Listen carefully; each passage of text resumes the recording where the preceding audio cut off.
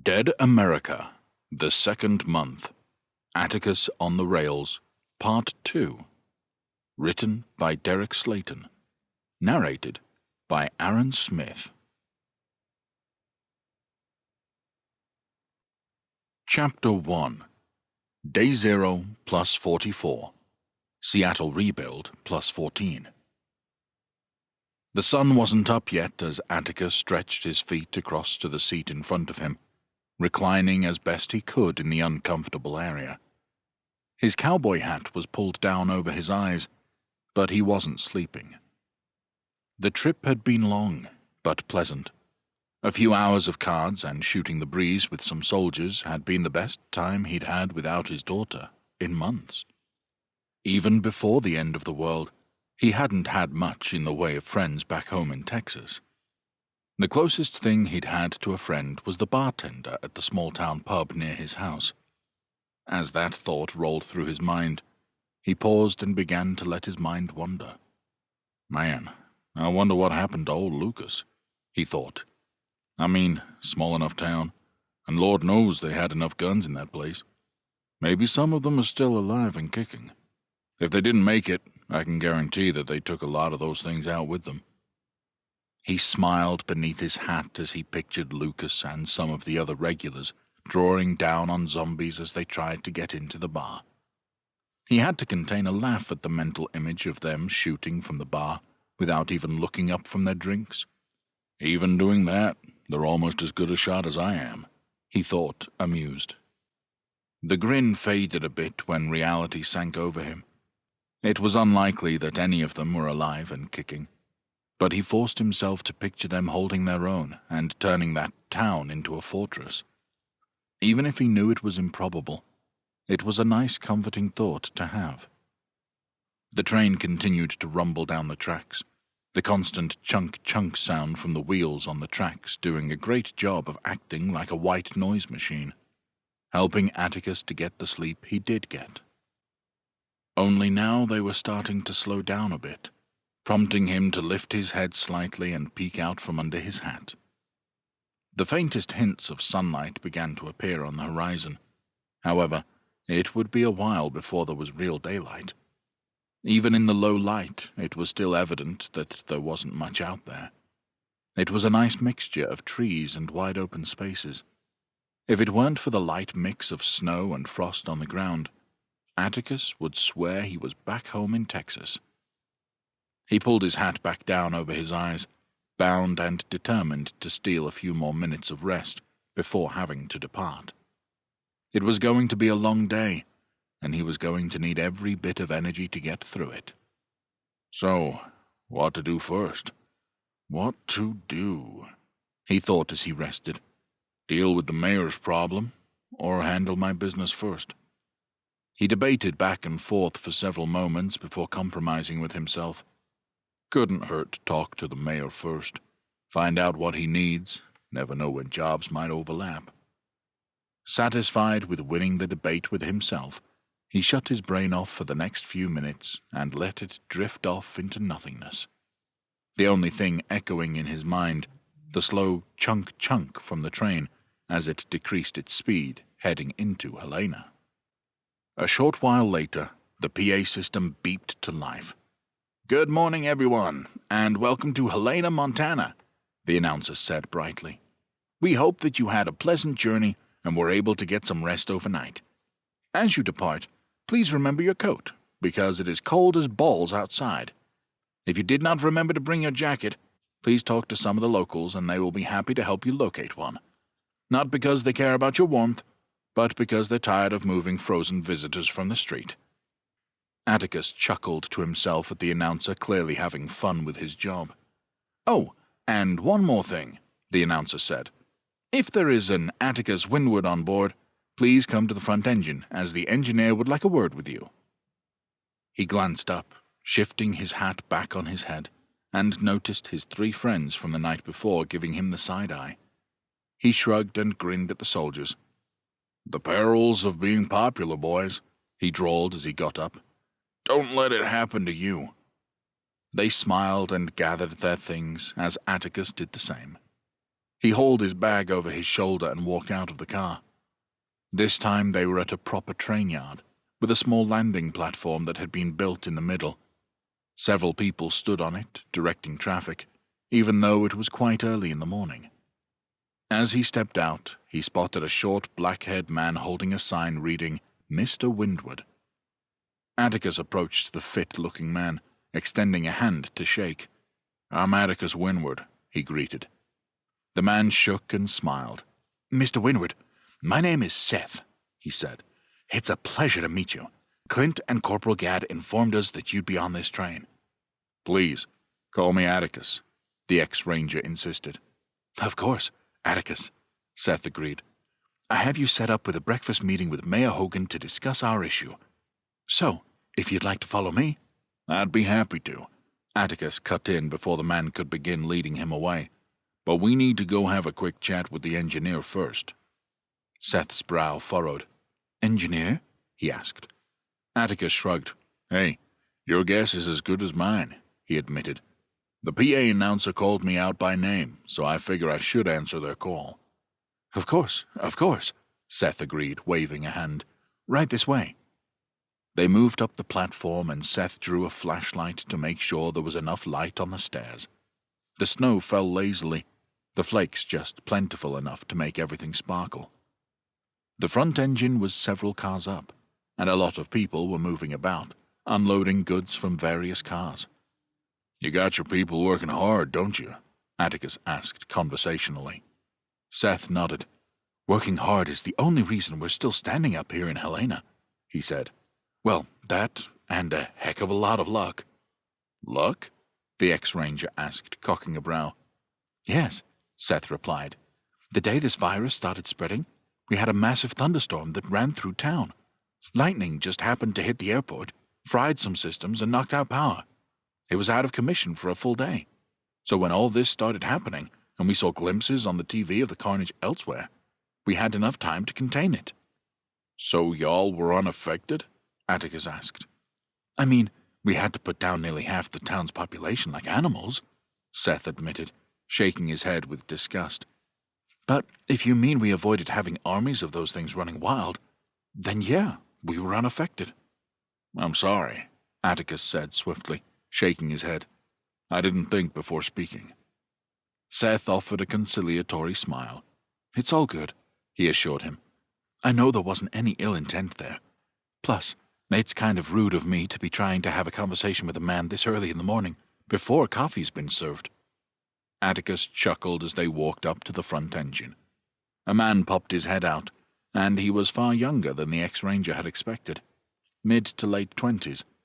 "You Atticus?" the engineer asked. "I am indeed," Atticus replied. "Name's Bill," the engineer introduced. "Word from on high is that you're in charge of the trip from here on out." Atticus nodded. "Headed all the way to North Platte," he said. "Or as close as you can get me. Stopping in—" He trailed off for a beat, trying to remember the town. "Moorcroft," Bill supplied. Atticus snapped his fingers and pointed to him. "Yeah, that's it," he said. "So, you got stuff to do here in town?" Bill asked. "Or do I need to bust ass to get things ready?" "Got a couple of things I need to attend to," Atticus replied. "Should take most of the day, I would think." Bill grinned. "Hell yeah, that's what I like to hear," he declared. "So, look, here's the deal. We gotta get these cars unloaded. Then I need to pare down the cars for the rest of the trip. I got 40 cars on here right now, and we don't need anywhere near that amount for the rest of it." "I got nothing but time," Atticus offered, spreading his arms. "How long do you need?" "If I push, I can get things ready by 3 o'clock today," Bill said. "And if you take your time?" Atticus asked. "Get in a meal and maybe a nap?" The engineer tilted his head back and forth. 7:30, he suggested. "See you at 7:30 at the earliest, Bill," Atticus said with a wink. The engineer grinned. "I knew I liked you the moment I read your name on the piece of paper that somebody handed me," he declared. Atticus barked a laugh and waved, following Seth away from the train.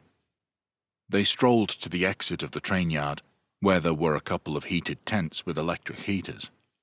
Atticus paused. "You got electricity?" he asked as he appraised the tents. Seth nodded. "Never lost it," he said. Atticus blinked at him in surprise. Really? He asked. How the hell did you pull that off? Since we caught this thing early, we were able to get to the hydro plant and secure it, Seth explained.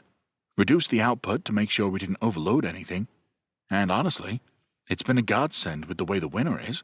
Without power, things would get real nasty here real quick.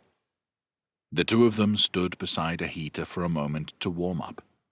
We're headed 6 blocks up, if you don't mind the walk, Seth said, inclining his head. If you do, I can call us some transportation. Atticus smiled. Little walk will do me some good, he said. Need to work out those kinks from sleeping on chairs not meant for it. Seth nodded. All right, let's head out, he said. The two of them walked down the street towards City Hall. Atticus looked up, enjoying the light bit of snow on his face as the sun peeked over the horizon.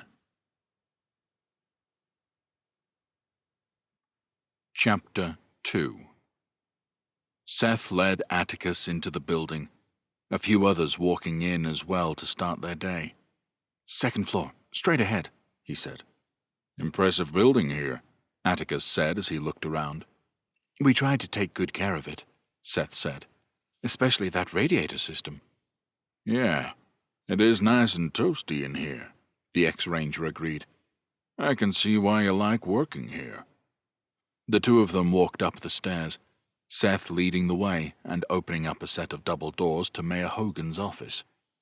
The man in question sat behind his desk, but when he noticed the duo, he got to his feet. Morning, Seth, he bellowed brightly, grey mustache dancing as he smiled. How are you doing, my boy? Just fine, Mayor Hogan, Seth replied. Look who I found down by the train tracks. You must be Mr. Atticus Winward, the mayor said, holding out a hand. Please, please, come in. Atticus entered, and Hogan shook his hand vigorously. Now, do you prefer Mr. Winward, the mayor asked, or Atticus, or Sparky? What's your preference? Atticus couldn't help but laugh, shaking his head. Atticus is just fine, Mayor, he assured him. You hungry? Want some coffee? Hogan asked. Atticus nodded. Yes, to both of those, he said. Seth, let 'em know we're ready for breakfast, the mayor said. I'll be right back, Seth promised, and disappeared from the office. Please, have a seat, Hogan said, waving to one of the empty chairs in the corner. Got a little breakfast table set up here. Tripping okay? They moved over to the breakfast nook, and Atticus took his seat, nodding. Yeah, pretty quiet, he said. Had a busy day yesterday, so it was nice to get to zone out for a bit. Hogan sighed wistfully. I would say I dream of quiet days, but that would incorrectly imply that I get to sleep, he joked. They shared a laugh, and the doors opened, revealing a couple of people carrying food trays with metal covers.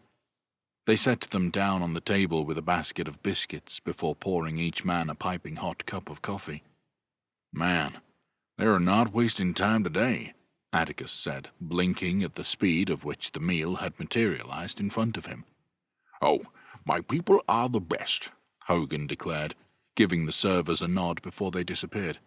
They cook breakfast for the whole building, but they were nice enough to let us jump the line today. I know you have things to tend to, and didn't want to hold you up any longer than absolutely necessary. Atticus nodded. Appreciate that, Mayor, he said politely, removing his hat and setting it to the left of his tray. Now, I hope you don't mind. I asked those boys back in Seattle where you were from, Hogan said, with a sly twinkle in his eye. Wanted to get a little local flavor for you if I could. We're all about hospitality here in Helena. He lifted the metal dome over Atticus's plate, revealing steak and eggs, the meat still sizzling. The ex-ranger gaped at the plate, speechless. Hope steak and eggs are okay for you, Hogan said, though there was a hint of amusement in his tone. Atticus stammered. It's gonna bring a tear to my eye. He picked up his fork gingerly, as if the food would disappear.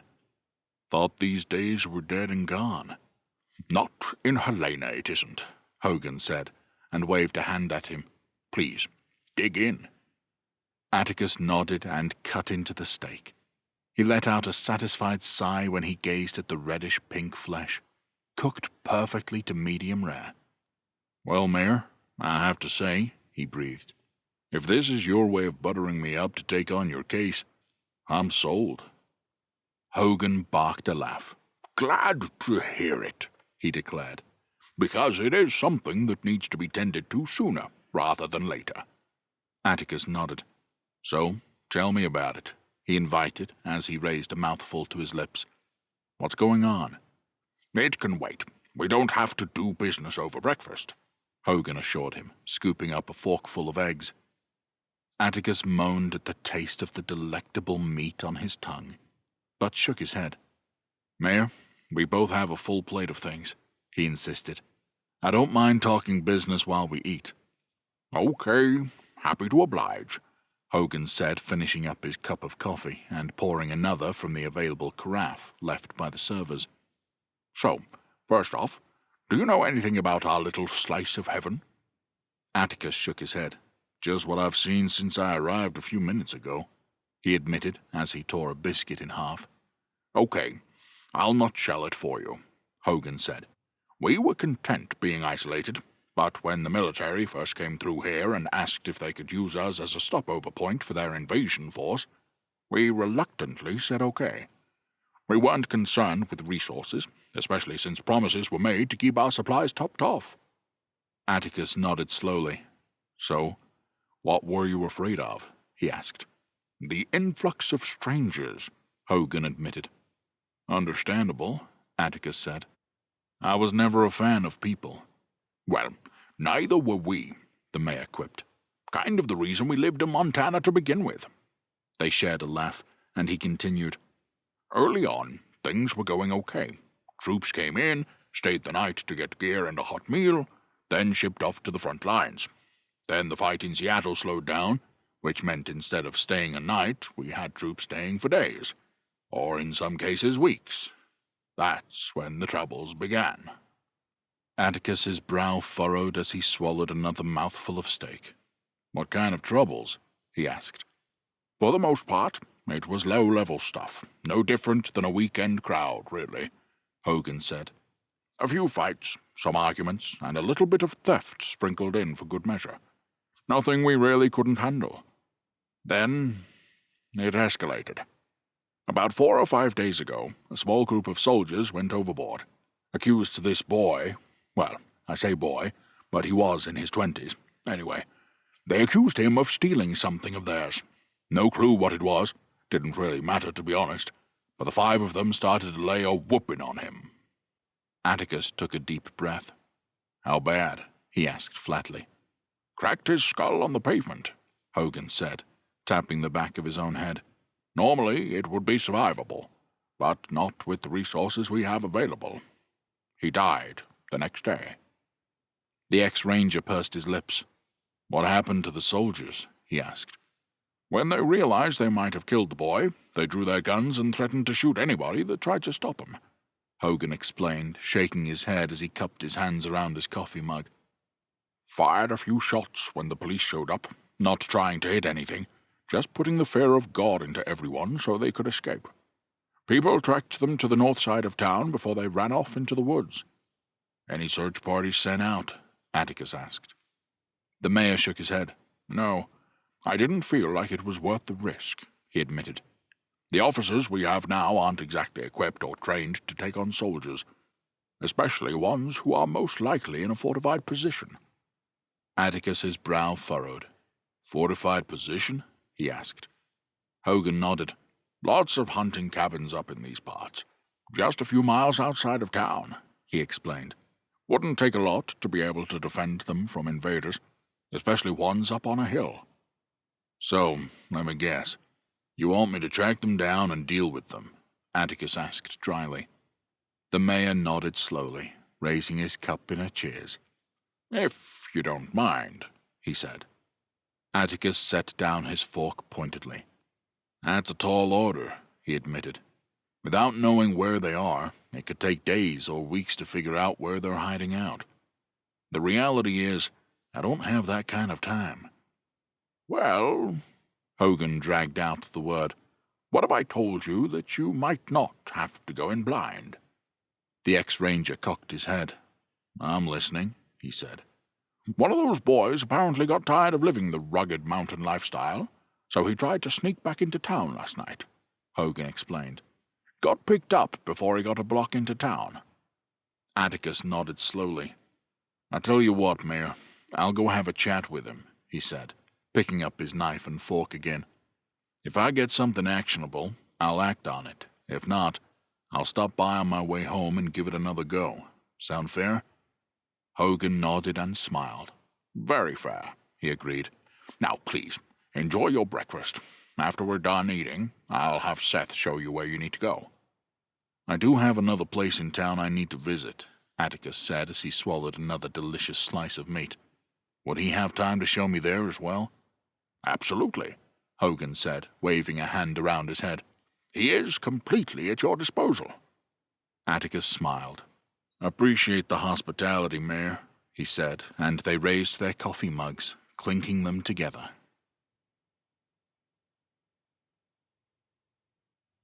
Chapter 3. Atticus and Seth walked down the city street, the light snowfall still coming down. The ex-ranger enjoyed the stroll as he took in the downtown area, full of life and activity. While there weren't any motorized vehicles going, people were out, walking around, opening up their shops for the day.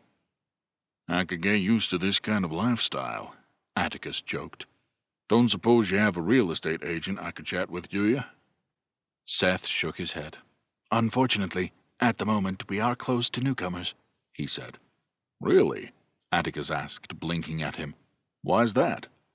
We're a close-knit community up here, Seth explained. Given all the troubles we've had since the military started rolling their troops through, we felt it necessary to pause any newcomers from coming to town permanently. At least, until the situation stabilizes significantly. You mean the situation with the military getting their people under control? Atticus asked. That, Seth trailed off, then shook his head. And the situation in Seattle. The ex-ranger cocked a brow. It's looking pretty stable from my point of view, he said. I'm sure it is, the other man said and paused, seeming to choose his words carefully. Atticus, please don't take this the wrong way, but you don't strike me as someone who is tied in to all the information. Atticus shrugged. No offense taken, but I know more than you would assume, he said. I don't doubt that, Seth replied, raising a hand. The fact that you're here on official military business is proof of that. The ex-ranger nodded. So, enlighten me, he invited. What situation isn't stable in Seattle? Just between us? Seth asked. Atticus nodded, putting a hand to his chest. I will never tell another soul, he promised. The higher-ups are really concerned about the food situation, Seth said. Oh, I know, Atticus said. That's why I've been working for rations. Make sure me and mine are taken care of when the hard times hit. That's smart, Seth said. But do you know the full story? Atticus chewed over his words, staring at him. Clint and Gad hadn't mentioned anything specific, and all of his information had been second-hand and anecdotal. So he shook his head. Don't suppose I do, he admitted. Last week, the leaders over in Seattle reached out to Mayor Hogan, desperate for a food supply, Seth said quietly. Atticus's eyes widened. How desperate? He asked. Desperate enough that they promised to supply us with the second shipment of both gas and ammunition as soon as it became available, Seth said. That's pretty desperate, Atticus agreed. Did you accept the offer? We did, at least as much as we could spare, Seth said. We're not desperate for either at the moment, but one mob or other outside agitator, and we could be in real trouble. And even with the assistance, the food situation is that bad? Atticus asked. Seth nodded somberly. Don't get me wrong, they are working hard on it and have some encouraging signs, so everything might be okay, he said. That said, knowing the details was enough for us to agree to prevent anyone from coming here permanently. We simply didn't want to set a precedent and let people know it was an option. Atticus nodded slowly. Because if Seattle fails, or even if there's a hint that it might, he mused, you could be overrun without a single shot being fired. That was our thinking, Seth said. Honestly, I would rather face 1,000 armed men wanting to do me harm than 10,000 hungry people desperate for food. An armed man threatening my well-being? I'd have no problem putting them down. And I can safely say that everyone here in town believes the same. But a starving man on our doorstep with his kid in tow, begging for food? He shuddered. That's a little tougher to turn away. Not to mention that 10,000 is probably a gross underestimate, Atticus said. You could have 5 or even 10 times that. Yep, Seth agreed. Don't get me wrong. We're going to do everything in our power to help Seattle survive the winter and get back on its feet. But it's not entirely a purely humanitarian act. Atticus shrugged. As long as people are eating, I don't think they're going to care about the reason behind it, he said. No argument here, Seth said, then pointed to a building on the corner, just across the street from them. There's your pawn shop dealer. All right, Atticus said with a nod. Give me about 5 or 10 minutes while I go have a nice friendly chat with him. Why don't you let me come in with you? Seth suggested. I can handle my business, Atticus said with a smile. Appreciate the offer, though. I'm sure you can, Seth replied, raising his palms in surrender. But I'm going to just stand in the back, get out of this cold for a bit. Atticus leveled him with a stare, knowing he was just looking for a reason to go in with him and eavesdrop. The ex-ranger thought it over for a moment, knowing that they'd had issues with outsiders recently and couldn't really blame him for not wanting to take any chances. It also might even be a good thing to have backup, if the pawnshop guy did too. Okay, Atticus relented with a wave of his hand. Come on, let's get this knocked out so we can go have a chat with your problem child. The duo entered the pawnshop. For the most part, it looked like a normal pre-apocalypse shop, the only noticeable difference being the goods on the shelves. Gone were flat-screen TVs and video game systems. In their place was a variety of quality-of-life items that were kind of hard to come by these days. Alcohol, cigarettes, and a wide variety of weaponry. There were standard guns, but also a collection of handmade melee weapons. Atticus approached one such item, picking it up and inspecting it. It was an aluminum baseball bat that had several screws welded onto it, creating a devastating mace-like weapon. The owner stepped out from the back room, a heavy-set, balding guy that looked to be in his late 40s. His shirt was covered in food stains, some of which Atticus was sure had been there since well before the end of the world. He was shoving a breakfast taco into his mouth and spoke through a mouthful of food. Now, there's a man with some discerning taste, he said with a sleazy salesman drawl. Handcrafted by a master of his craft right here in Helena. Each of the 27 screws here have been welded on to perfection, spread out the perfect distance from each other so that no matter where you make contact, you're guaranteed to check a skull and drop the creature that's coming after you. Or anybody else, for that matter. It's top-quality craftsmanship for sure. You could take it outside and smack it on the pavement, and it wouldn't come apart on you. Atticus cocked a brow, playing along. Got a good feel, I'll give you that, he said. So, how much you charge? Well, as you know, money these days is all but worthless, the owner said with a chuckle. I do barter, however, and that beauty on your hip just might do the trick. The ex-ranger glanced down at his 6-shooter and pulled it out, turning it over in his hands. You want a closer look? He asked. The pawnshop owner's eyes went wide with excited greed. If you don't mind, he said with a nod.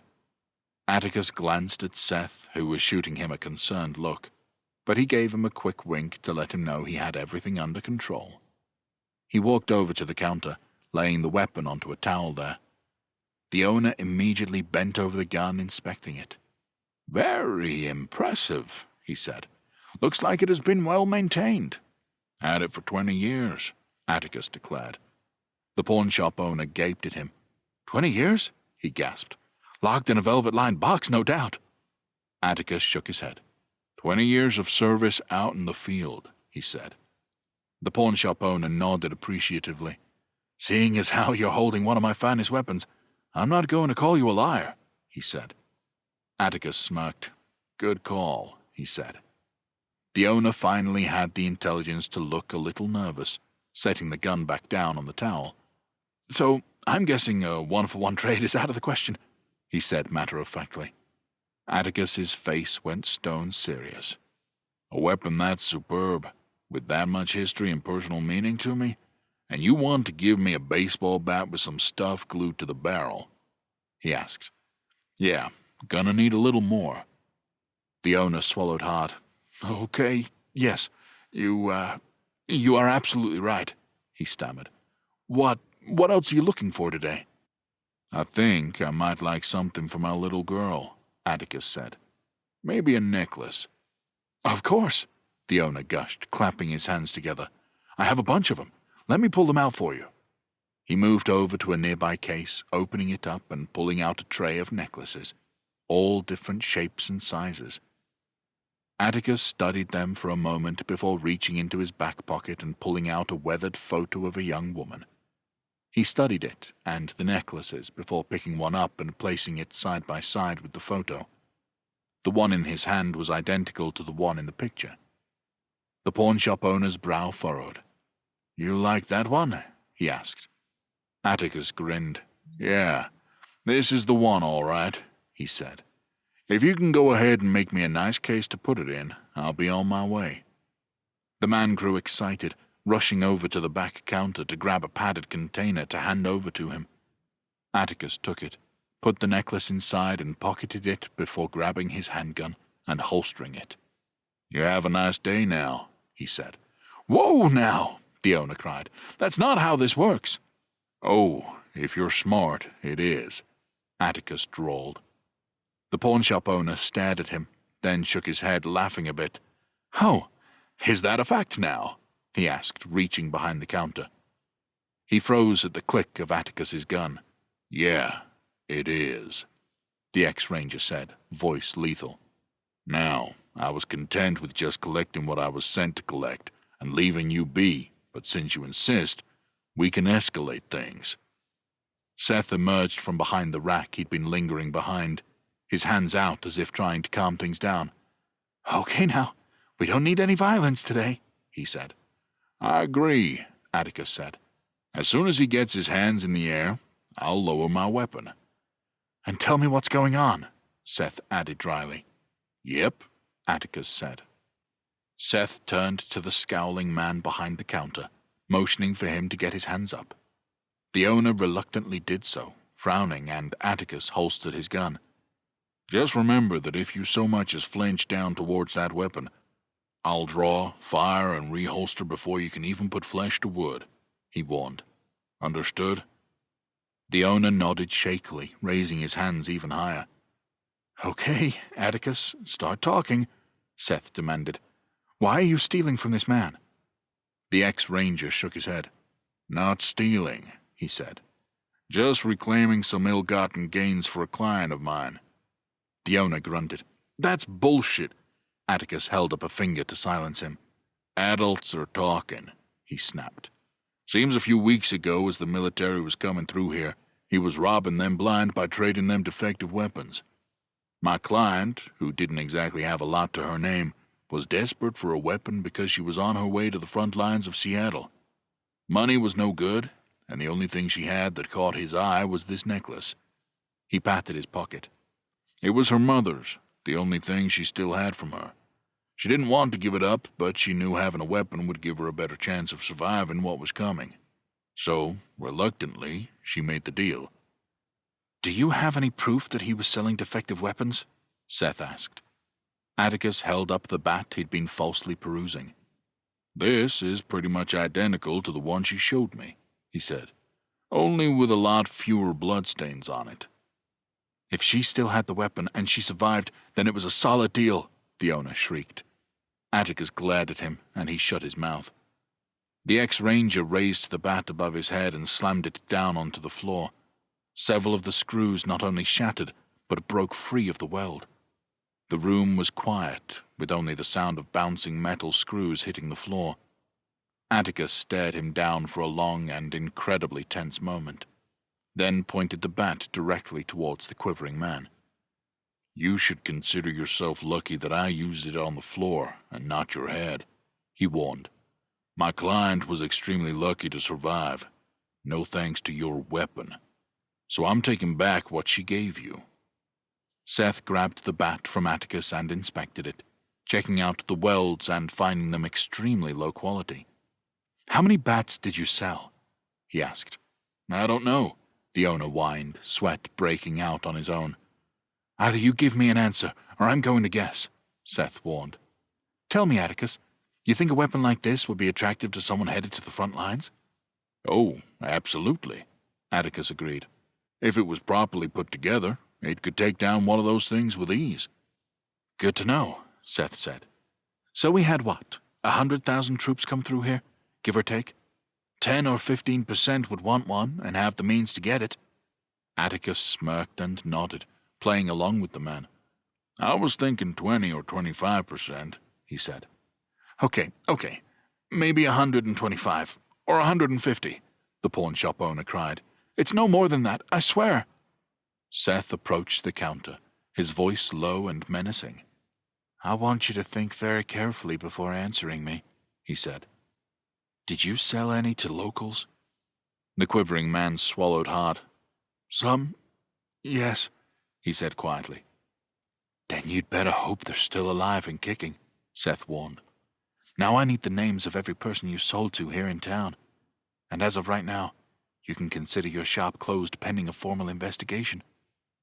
The owner hung his head down as the two men walked out of the shop, Atticus tossing the bat to the ground in disgust. Seth paused at the door. "And if you're thinking about running from your responsibility, just remember two things," he called over his shoulder. "This is a small town, so people are going to know where you live." After a pause, the owner shakily asked, "And the other thing?" "When the wind gets going, those temps will drop well below zero," Seth said. "So if you do run, you'd better have a place in mind where you can stay, because it's a long winter." They left, the door slamming shut behind them, and stood out in the street for a moment, coming down from the adrenaline of the confrontation. Seth took a deep breath and began to walk, leading the way. "That was intense," he admitted. "That was downright polite compared to some encounters I've had of late," Atticus said. Seth shook his head. "Well, on behalf of myself and Helena, you have my sincere apology," he said. Atticus blinked at him. "For what?" he asked. "You didn't do anything wrong." "Still, we allowed him to operate, and he endangered several of your people," Seth insisted. "And for what? Some trinkets? Makes me sick to my stomach." "Some habits die hard," Atticus said, shaking his head. "All he knows in life is making a quick buck, usually off of desperate people. Only thing the apocalypse changed was what he desired." "Well, just know that he's going to be dealt with," Seth said firmly.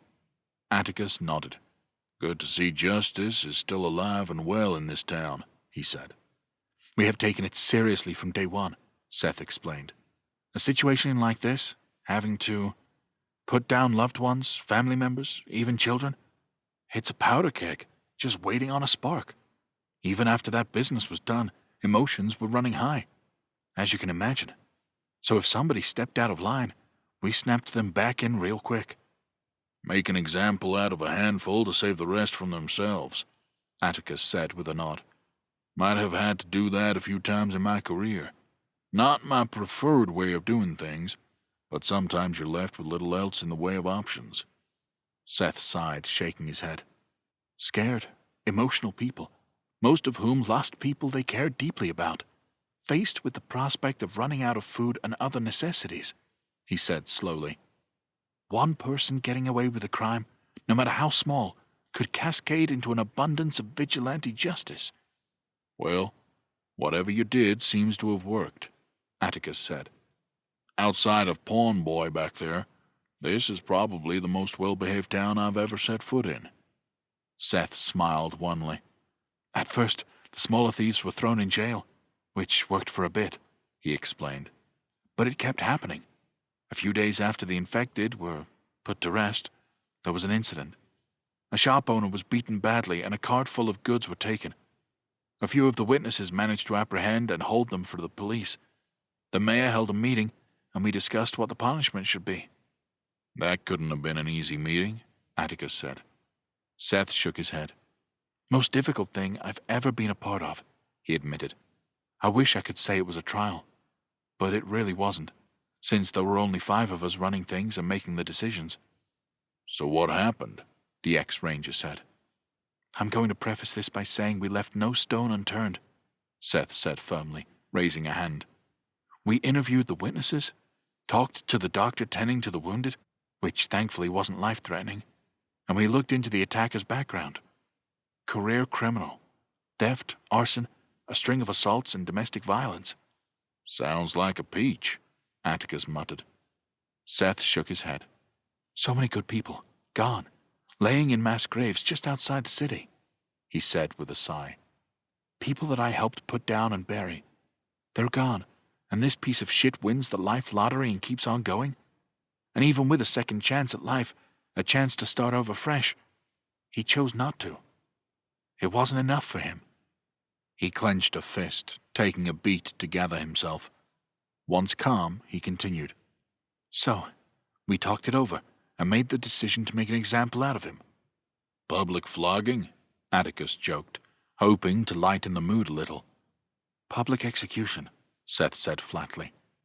Atticus's eyes went wide, his face pallid, and all humor gone. Damn, he whispered, but didn't say anything else. He could hear the tenor of the other man's voice, see his shakiness. It was clear he was disturbed by what they'd done, but reserved to its necessity. Yeah, Seth said, letting out a deep breath. Most of the town showed up. We put on a big spectacle, going over his crimes and how things like this wouldn't be tolerated going forward. After that, a bullet to the back of his head. Bam! Done. He stopped talking, his gait slowing, thinking for a moment and chuckling darkly. It's funny. If we had done that a couple weeks earlier, we would have made national news, been arrested, and probably spent the rest of our lives in jail. But now, we're hailed as heroes, saviors of the town. He looked at the sky. With that one act, we reoriented everyone's mind, and it's been smooth sailing with the locals ever since. Nobody steps out of line. Atticus watched the man's face, could see the war in his expression, still worried whether or not they'd done the right thing. You did what had to be done, he said firmly. Plain and simple. There aren't any guidebooks out there on how to deal with a zombie apocalypse. From the sounds of it, you could probably write one. Seth took a deep breath and looked at him, nodding in appreciation. Come on, the jail's just up here, he said, and picked up the pace. Atticus followed, not pushing the issue further. There was nothing else to be said without upsetting his new friend even more, and it was time to get to work. Chapter 4. Seth and Atticus took a seat in a small visitor's room. There were a handful of picnic-style tables that were bolted to the ground, so that nothing could be picked up and used as a weapon. 2 guards stood by the door, just like any other jail pre-apocalypse. The ex-ranger took out a small notebook, tossing it onto the table to get ready for the interrogation. "Taking notes?" Seth asked. Atticus nodded. Old habits die hard, I guess, he said. This is just another interrogation. Hopefully you can get him to talk, Seth said, shaking his head. He hasn't exactly been keen on sharing anything since we've had him in custody. Do you know his name? Atticus asked. He says it's Gene, Seth replied. Don't know if that's the first or last name. Doesn't matter, so long as I can call him something, Atticus said. There was a knock at the door, and Seth motioned for the guards to bring in the prisoner. Gene was short and stocky in his orange jumpsuit with shaggy blonde hair. His demeanor seemed more confident than it should be, given he had chains connecting his wrists and ankles that made him have to shuffle to walk. Seth nodded, and they sat the man down and attached his restraints to the table. Jean grinned, staring at the two men. "Couldn't get enough of me the first time around, could you?" he drawled. "It's not me you have to worry about," Seth quipped. Atticus sat with his arms resting on the table, staring at the prisoner as if he were searching his very soul. "You keep looking at me like that, and I'm going to think you're trying to hit on me," Jean said brightly, laughing to himself. Atticus didn't even bat an eye. "You done?" he asked flatly. "Yeah, I'm done," Jean quipped. "Might as well call the guards, because I'm not telling you shit." Atticus cracked a sly smile, closing his notebook and tossing his pen down on top. "That's fine. You don't have to talk," he said. "Seth, do you have a call scheduled with Seattle today?" "A couple hours from now," Seth replied. "Why?" "When you talk to them, please request a prisoner transfer team," Atticus said, speaking to him as if Jean weren't even there. Seth's eyes lit up with mischief, and he played along. "Oh, we don't mind holding him here," he said. "I mean, we got the room." "Nah, big strapping young man like this," Atticus said, shaking his head. "He doesn't need to be wasting away in a prison cell, getting waited on hand and foot. Nah, not when there's work to be done." Seth nodded thoughtfully, putting a finger to his chin. "Guess there is a lot of rebuilding to be done in Seattle," he used. "There is, but he won't see it," Atticus replied, leaning back in his chair casually. "Old Jean here will be heading straight for the outer areas, the infested areas. Hook him up to the chain gang, let him get to work clearing out zombie-filled buildings." The prisoner scrunched up his face, trying to look as tough as he could, but the ex-ranger could easily identify the pure fear in his eyes. "Oh, I see that look on your face," Atticus drawled. "I've had that look myself. Just filled with confidence, like you could take on the whole world alone. Only you won't be alone. You'll be chained to a couple of other prisoners. Can't run the risk of one of you getting bitten and becoming a runner. So you better hope you get a good draw and get chained to people just as confident and capable as yourself." He cocked a knowing brow. "Or else you'd better pray that you can fend off a runner with nothing more than a handmade pointy stick. No guns, no knives, just a broom handle with a point on the end. Against thousands of zombies. Every single day for the rest of your existence." At the final sentence, the last of Jean's tough facade melted away, replaced by fear with a side of terror. Atticus grinned. "Ah, I know that look too, buddy," he said, wagging a finger at the prisoner. "The one of abject terror, when you realize that there is no way out of your current situation. No amount of talking or bargaining will protect you from what you're about to face." He paused for effect. "But today just might be your lucky day." He tapped his pen on top of the notebook. "As fate would have it, I need information. If you're inclined to provide me with that information, I can have a chat with our friend Seth here. Maybe I can put in a good word for you. Get you put on a work detail here in Helena. Seth, you have work that needs to be done here, don't you?" The other man shrugged. "It's back-breaking manual labor, but you won't be facing an army of creatures with a pointy stick," he said. "So, what do you say, Jean?" Atticus asked, as if it didn't bother him any. "You feeling chatty, or you want to go try your luck with the chain gang?" The prisoner gritted his teeth, all the confidence gone from his face. He lowered his gaze, shaking his head. "What do you want to know?" he asked quietly, defeated. "Your friends in the woods," Atticus said.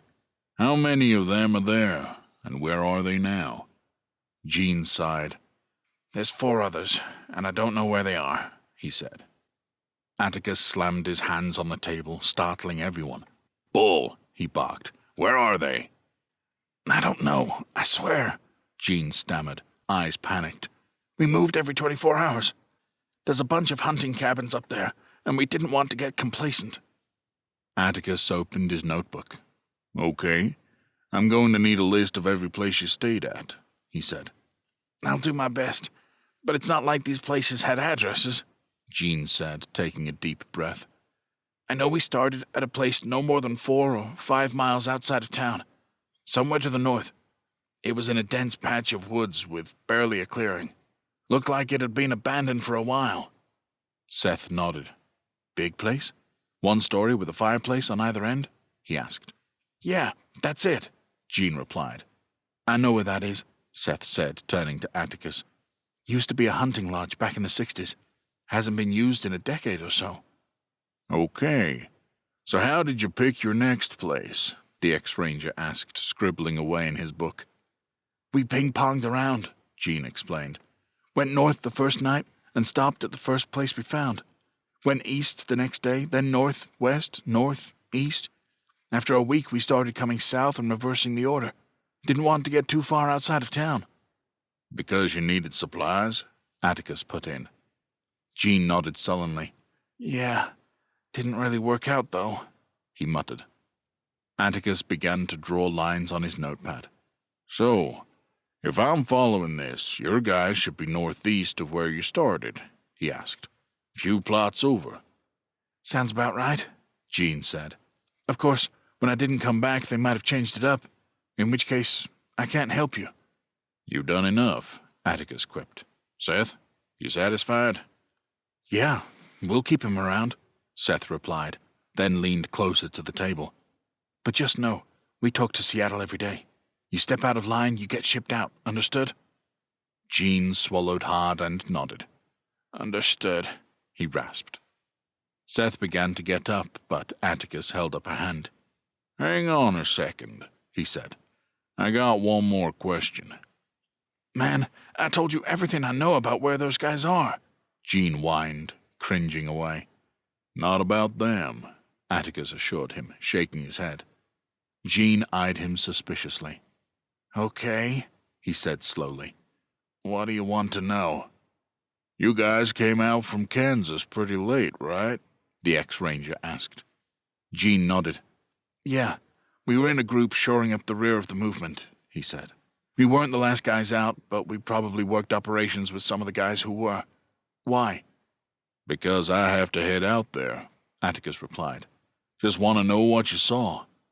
"Lots of zombies and pissed-off locals," the prisoner said. "I don't doubt it," Atticus said. "But anything out of the ordinary?" Jean sighed. "Could you be a little more vague?" he drawled. "I know, it's not exactly a direct question," Atticus admitted.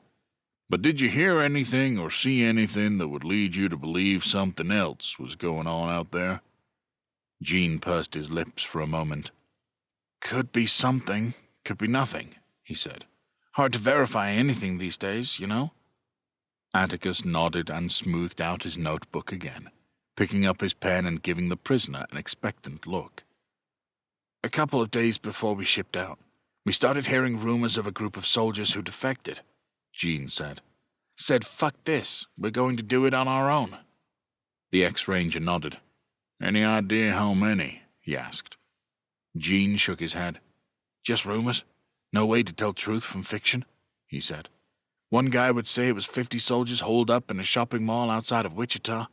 Another guy would say it was a couple thousand who had taken over a mid-sized town." "Pretty big disparity there," Atticus said dryly. "Nature of the beast," Jean said with a sigh. "Was there anything else?" Atticus asked.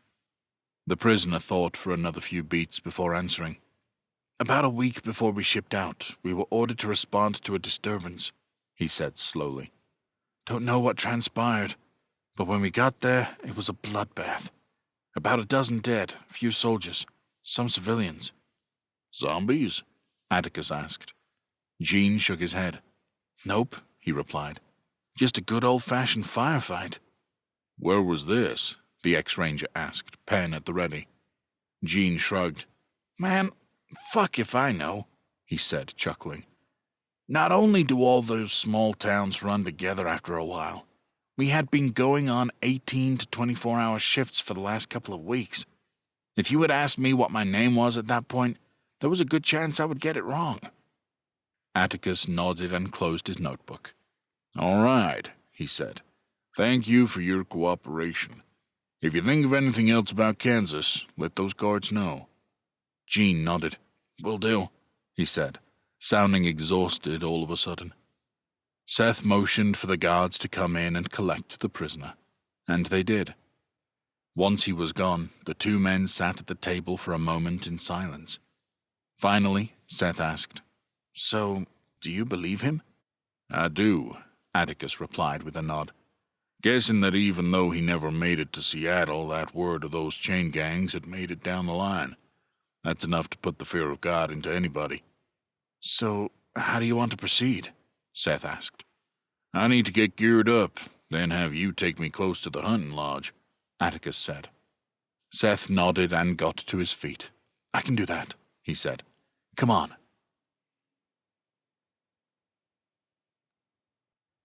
Chapter 5. Seth drove a beat-up truck down a snow-covered trail, stopping it in a small clearing. Atticus was in the front seat with him, soaking up as much heat as he could before getting out into the cold. "The hunting lodge was about a mile up the path," Seth said. "Straight shot. You can't miss it." "How is the terrain between the lodge and the hunting cabins?" Atticus asked. "Some are going to be better than others," Seth replied, tilting his head back and forth. "If you can get into the lodge, though, you should be able to find a trail map that lists the cabins, at least the ones that were operating a decade or so ago." Atticus nodded slowly. "Is it going to be worth my while?" he asked. "A lot of these cabins have been here for decades," Seth said. "People built stuff to last back in the day. For the most part, they were well maintained, so should be operational." "If they're so well maintained, then why did the lodge shut down?" Atticus asked. Seth sighed. "Money laundering and tax evasion," he explained. "Property got tied up in a legal dispute, so it sat empty." "Uncle Sam, still undefeated," Atticus quipped, and got out of the truck, reaching behind the seat and pulling out a scoped hunting rifle, before grabbing his hat and putting it on his head. Seth reached behind his seat and pulled out a weatherproof jacket, tossing it to the ex-ranger. "Here, you're going to need this," he said. "I'll be fine," Atticus replied, shaking his head and holding up a palm. "It's not too bad out here." "You won't be saying that when the sun goes down," Seth pressed. "Now take it and put it on." Atticus chuckled, recognizing a sternness similar to his dad voice he used on Susie, and took the jacket, shrugging into it. "If you're not going to let me come along and help out, I'm at least going to keep you warm," Seth declared. Atticus tipped his hat to him. "Appreciate it," he said. "So, how long until you want me to send out a search party?" Seth asked. "I will meet you here within an hour of sundown," Atticus replied. "If I'm not here by then, assume something has gone wrong." "You want me to get a search party?" Seth asked. The ex-ranger shook his head. "No," he replied firmly. "You get on the horn to Seattle and demand a hit squad." Seth nodded solemnly. "Okay," he said. "Be careful out there." Atticus grinned. "Always," he said, and slung the rifle over his shoulder, shutting the door. He gave it a pat and watched as Seth backed up, turned around, and headed back to civilization. Or what was left of civilization these days. He turned towards the snow-covered trail leading up to the lodge. There were no footprints in the snow, but fresh flakes were still coming down and could have covered them up. "Looks like I'm flying blind," he murmured. "All right, best get to it then." He walked straight up the trail, keeping his head angled down so that the snow stayed out of his face. He kept his eyes on a swivel, though, because the area wasn't safe at all. As he grew closer, his ears picked up a slight, high-pitched sound. "What in the world is that?" he thought, creeping closer to the building. The sound grew louder, and while it wasn't blaring, it definitely traveled loud enough to attract attention. Within a few hundred yards of the lodge, he could see movement up ahead. He pulled his hunting rifle off of his shoulder and moved off of the road, taking up position by a nearby tree. He aimed up towards the lodge, trying to get a sense of what was happening up there. Through the scope, he spotted a handful of zombies milling about, some trying to get into the building, which was where the sound appeared to be coming from. Something's off, he thought, a feeling of wrongness deep in his gut. Atticus moved swiftly through the woods, staying off the trail and getting closer to the building. He made it within 100 yards and took another knee, looking through the scope again. He had a better vantage point, with a fair amount of trees between him and the creatures, but enough of a clearing that he could get an accurate count. There were 8 to 10 ghouls, congregating mostly around the front door. The sound was considerably louder now, but he could hear banging on the front door by the ghouls desperate to get inside. Atticus slung his rifle over his shoulder, pulling out his knife before moving up towards the clearing. He stopped just short of it, looking out towards the front door and the corner of the building closest to him, about 20 yards away. A couple of creatures shambled around on that side of the building. Atticus broke from cover, running across the open area towards the side of the building. The first creature didn't turn fast enough to see him coming, taking a knife in the side of the head and dropping to the ground. The other one, which was about 10 yards away, trying to get inside, turned in response to the noise. It let out a moan and staggered towards him. Atticus wasn't worried about the noise, since that high-pitched sound was more than enough to cover it for the zombies in front. He calmly walked up to the creature, jamming the knife directly into its forehead and shoving it to the side. Atticus moved to the back of the building, peeking around the corner to see what was there. Another half-dozen zombies were at a door, trying to get inside. None of the creatures were paying him any attention. He moved back to the middle of the building, finding a window. He looked inside, but it was pitch black. He drew his flashlight and shone the light inside, finding a cold and empty building. The only thing he could see from his vantage point was a large round table in the middle of the room with something on it. He stared for a moment, but he couldn't make out what it was, so he studied the window. He jammed his knife underneath the seal, popping the lock on it. He gently slid the window open and climbed through, hitting the ground on the other side and popping up quickly in an attack position, ready to strike. But nothing was inside, only the ear-splitting sound of the device on the table. He moved over to it, studying but not touching, finding it was a sonic grenade, one of those devices one would set off in order to draw attention to themselves if they were getting robbed or something. The pin sat right beside it, and he picked it up to put it in, but paused. "It's loud as hell, but it's holding those things in place," he thought. "Plus, I don't want to give my position away if they come back here. But why would they have set this off in the first place? Maybe to pull any stragglers into one place, or maybe to cover their tracks." He pursed his lips, chewing over different scenarios.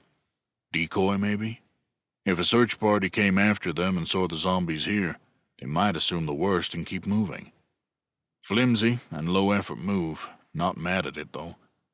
Atticus walked around the dusty interior of the building, which was pretty much just one giant open room. There was dust on the outer tables that was several inches thick. However, some of the tables had clean spots on them, smudges probably from where the fugitive soldiers had sat. He kept looking around the room, finally finding a framed map on the wall of the hunting cabins in the area.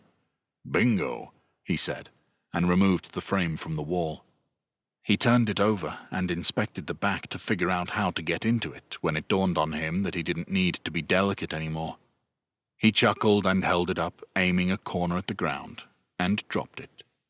The glass shattered, sending shards everywhere, and Atticus grabbed the paper from inside and pulled it free. He walked over to the small kitchen area just off of the main room, shutting the door behind him to dull some of the squealing noise from the grenade. He set the map on the counter and used his flashlight to inspect it. "Okay, let's see where you boys might have gone," he murmured to himself, and pulled out the piece of paper from his notebook that he'd drawn Jean's directions on. He traced his finger along the trails and off-road towards the cabins on the map that followed the path. It took him a moment, but he finally landed on a cabin to the northeast of his location. He nodded. "That's gotta be it," he thought. He folded up the map and pocketed it before heading back to the window and pulling himself out. He walked to the north corner of the building, looking at the mob at the other end that was still fixated on the door. He took a beat to make sure they stayed distracted before walking out, casually strolling across the open area and into the woods. When he was 10 yards deep, he walked softly and calmly before glancing back over his shoulder. None of the creatures had been alerted to his presence. Okay, one stop down, he thought. Let's start hiking. I have some fugitives to round up. Chapter 6. The hike to the next cabin took the better part of an hour, as the terrain was rough and Atticus stayed off of the paths. These guys were well trained, and it just seemed foolish to walk straight up the main street towards them. Assuming they were there, that was. He checked his watch, and it was a little after noon. He pulled out the map to consult it, taking a moment to find where he was. Okay, just crossed over this creek a few hundred yards back, he murmured. Few more hours of daylight. If they're not here, I should have time to double back and check this one to the south before I need to head back to meet Seth. He kept walking, the snow still lightly coming down. It was cold enough that it was sticking, but it wasn't particularly deep. Just a few inches. It was just enough to make things slick and difficult. He trudged along, finally making it within view of the cabin. It was up a hill, about 40 yards at a steep angle, filled with a moderate grouping of trees, making a clear line of sight difficult. He moved up a few yards, finding a spot to hole up to investigate. He took out his rifle and started using the scope to see what he could see. There was no movement there, no zombies, no smoke coming out of the chimney. Of course, would they be stupid enough to light a fire? He thought. It's brisk, but it would be okay in the daylight. They still might be in there. He continued scanning the building, studying one of the windows carefully. The curtains hadn't been pulled, so he took his time watching for any signs of life inside. After a couple of minutes, a figure walked in front of the window briefly. It was so quick that he wasn't sure what he'd seen. Person or zombie, he thought. Person or zombie? It was hard to be sure. It moved fast enough that it could be a person. It's worth checking out.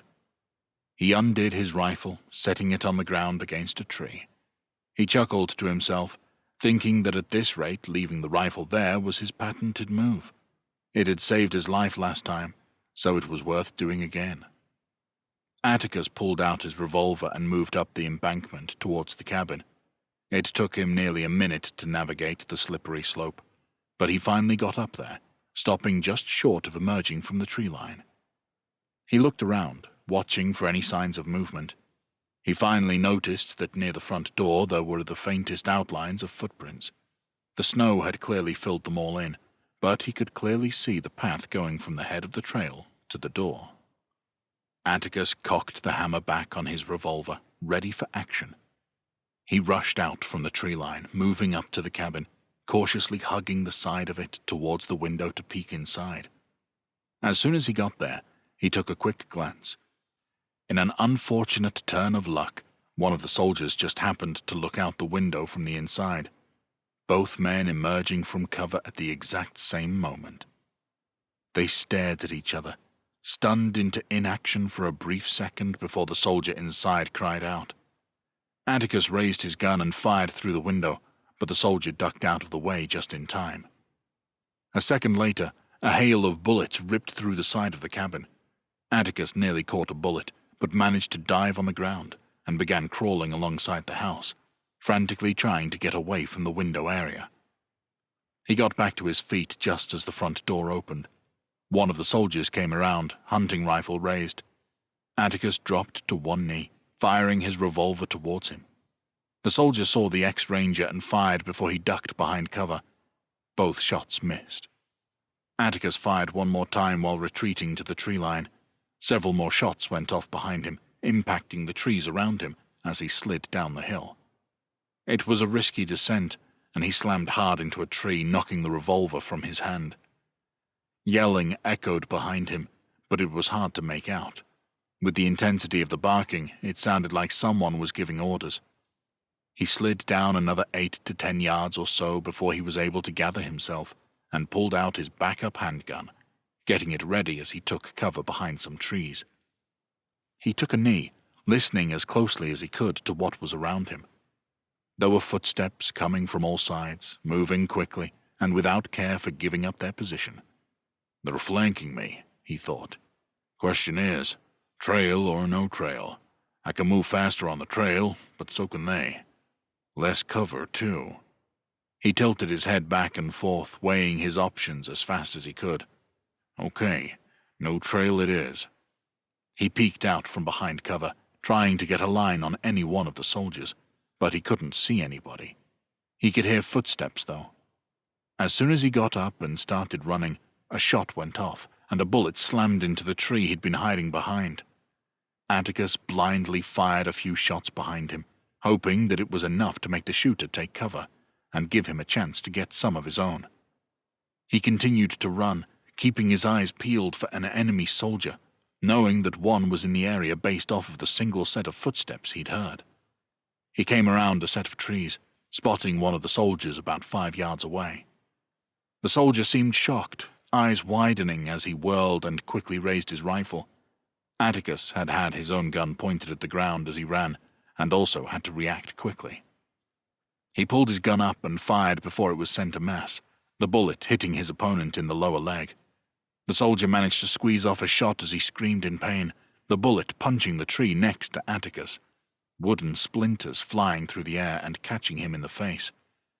The ex-ranger slammed into the base of a tree, falling from the awkward shot and the splinters. His gun fell to the ground, and he knew he didn't have time to look for it, so he scrambled to his feet and rushed the wounded soldier. His opponent tried to aim his rifle as he screamed for help, but Atticus reached him just in time, smacking the barrel away from him just as he fired. This gave him a chance to get in close, coming in with a devastating flurry of punches. He caught the man in the throat, which sent the rifle to the forest floor, and followed that up with a gut punch and an uppercut, which sent the soldier down onto his ass. Before Atticus could grab a weapon, another soldier stepped up behind him, racking a shotgun shell into a chamber. The ex-ranger froze at the sound, raising his hands slowly into the air. "Oh, good. You know the drill already," the soldier said with a sneer. "Yep. Not the first time I've had a gun pointed at me," Atticus quipped. "Just might be the last, though," the soldier drawled. "Turn around."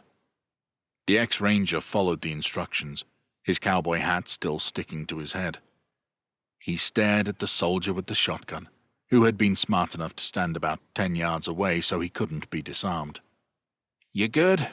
the shotgun soldier asked his fallen friend. The soldier tried to speak, but all that came out was a rasp, his vocal cords shot from the throat punch. Instead, he gave a thumbs up. The shotgun soldier nodded, then put 2 fingers in his mouth and let out a loud whistle. "I got him! He's over here!" he bellowed through the trees. A few moments later, 2 more soldiers showed up. One of the men stepped up, and he held the air of a man in charge. "What do we have here?" he asked with a confident sneer. "You get lost, little boy?" "You must be the ringleader," Atticus said. "Oh, I'm going to be a lot more than that," the soldier assured him, eyes alight with sadism. "You can bet on it. Come on, let's get back inside. No sense in freezing our balls off while we have a nice chat." He motioned for the others to follow, and the shotgun soldier kept Atticus at bay, while the other helped the wounded man to his feet, and they all made their way up the hill. Atticus let out a sigh, thinking about bad luck having put him in danger. Chapter 7. Atticus was tied to a chair inside the cabin, hands behind his back. One of the soldiers kept watch out the window, and the other one tended to the wounded man's gunshot. The leader walked back and forth in front of his prisoner, pacing like a lion stalking its prey. His hard gaze clearly meant to intimidate. Atticus simply smiled. "Am I supposed to be impressed?" he drawled. "You've been pacing silently back and forth for what, 5 minutes now? I mean, if you need your steps for the day, feel free to go on a nature hike. I got nothing but time." "You better start showing me some respect," the soldier snapped. "I'm the most dangerous man you've ever met." Atticus burst out laughing, unable to help himself. All the soldiers blinked at him in shock, clearly blown away by a captive man who knew who they were, laughing at his situation. "I'm serious," the leader said, but he sounded more like a petulant child than a tough guy. "I'm sure you are," Atticus said, shaking his head as his giggles subsided. "But you couldn't hold a candle to an actual dangerous man. I've sat in a chair just like this, arms strapped behind me, only it wasn't a full-of-himself private or corporal puffing out his chest and trying to look tough by pacing in front of me. It was a cartel assassin. Those guys don't just strut around trying to garner a minuscule amount of respect. They cut out hearts and show it to their victims before their brain shuts off. They slice throats and pull their tongues out through the opening for a Colombian necktie." "And you don't think I'm capable of that?" the leader growled, cracking his knuckles. "I think you'd be puking your guts out before you got 2 inches deep into your first cut," Atticus said with a chuckle. The soldier huffed, clearly agitated by the ribbing. He didn't want to show weakness, clearly, so he stepped up and backhanded the ex-ranger. Atticus turned his head back to front, clearly unfazed, just grinning. "Oh yeah, you're a total badass, bud," he mocked. "That cartel assassin would be pissing himself right now if he were in my shoes." The leader stepped away, turning back to his troops. "Who the hell is this guy, anyway?" the soldier at the window asked. "Finally, someone with a shred of intelligence," Atticus said loudly. "Asking the right questions." "I really don't care who you are," the leader spat. "You took a shot at me and shot one of my men. You're not seeing another sunrise." The ex-ranger sighed, shaking his head. "So, what are you going to do?" he drawled. "Cut me up right here? Run the risk of barfing in front of your man?" The soldier snarled, drawing his knife and squaring his shoulders. "Oh yeah, looking tough," Atticus said, sarcasm evident in his tone. "But that's all you are, looking tough. You don't have the stones to carve me up." The leader sheathed his knife and rubbed his hands together. "Carving you up would be too easy," he said. "Plus, we might have to come back to this place eventually. Wouldn't want to mess it up." He took a step back, glancing at his men. "What do you say, boys? Want to have a little fun? Been a while since we played a game." "What do you have in mind?" the soldier at the window asked. "How about a game of hide-and-seek?" the leader said. "Maybe put some stakes on it." The soldier that was just finishing up the bandage on the wounded guy raised his hand. "Winner gets the last can of meat?" he asked. "I like it," the soldier said with an appraising smile. "Get motivated. Have a little fun." "What about me?" the injured soldier whined. "I can barely walk." "You can guard the cabin," the leader said, and motioned to Atticus's weapons on the table. "And you can make sure he doesn't double back for his weapons. Who knows? You might get lucky. He looks like a risk-taker. Maybe he figures he can take you out and arm up." "If you hear me knocking, you better be putting that gun down," Atticus warned. The leader rolled his eyes and tossed a shotgun to the injured man. "If he's dumb enough to knock, you blow a hole right through that door," he instructed. "Just remember I gave you the advice you need to survive," Atticus said. "If you hear a knock, you put down the gun and you'll live to see another day. If you don't, I can't be held responsible." The injured soldier racked a shell into the chamber and stared the prisoner down without saying a word. "Okay, so ground rules," the leader began. "He gets a 5-minute head start. After that, we hunt." "What if he runs back to town?" the window soldier asked, abandoning his post to get ready to go. "Good point," the leader said. "Let's make sure he doesn't do that." He motioned for the soldier to come over and help him, and they knelt down, removing Atticus's boots and socks, leaving him barefoot. The leader used his knife to cut the prisoner's shirt, shredding it so that they could wiggle it free of the ropes. The soldiers stood there for a moment, staring at his legs. "Just a fair warning, I went commando today," Atticus drawled. So if you see something you don't want to see, it's all on you." The soldiers shared a glance, finally shaking their heads and backing up. "This should suffice," the leader said.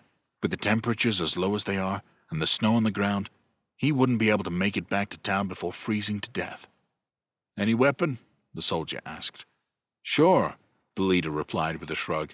"Dead is dead as far as I'm concerned. Questions?" The other two shook their heads. The leader grinned cruelly. "Let's get this started then," he said, and moved over to slice the ropes holding Atticus's wrists. He grabbed him by the back of the neck, jerking him up while the others kept guns on him to make sure he behaved. "Hands in front," he instructed. Atticus did so, and the leader tied his wrists, this time in front of him. "Make sure it's nice and tight," the ex-ranger said. "Wouldn't want you thinking you didn't have a fair shot at me." "You got a set of brass ones, don't you?" the leader asked. Atticus winked.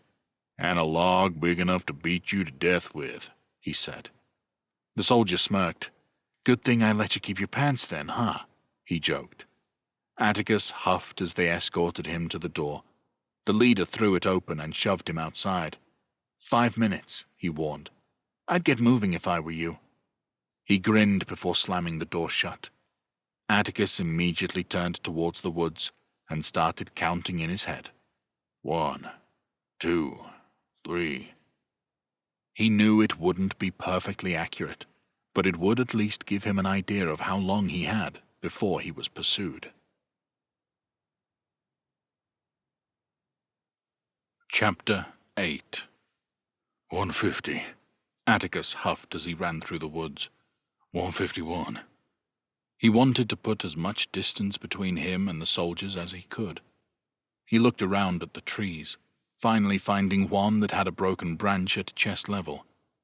He ran over to it, grinding his rope restraints on it as fast as he could. It took to 200 before he was finally free, and he took a moment to rub his sore wrists and regain some feeling. He looked around the ground, hoping to find something he could use as a weapon. Finally, he spotted a thick stick, about 1.5 inches in diameter and a foot long. The tip had a semi-pointed edge, like something had wandered through and broken it off. He touched the top, nodding to himself that it was sufficient. 250, he breathed. 251. Less than a minute remained before he would be hunted.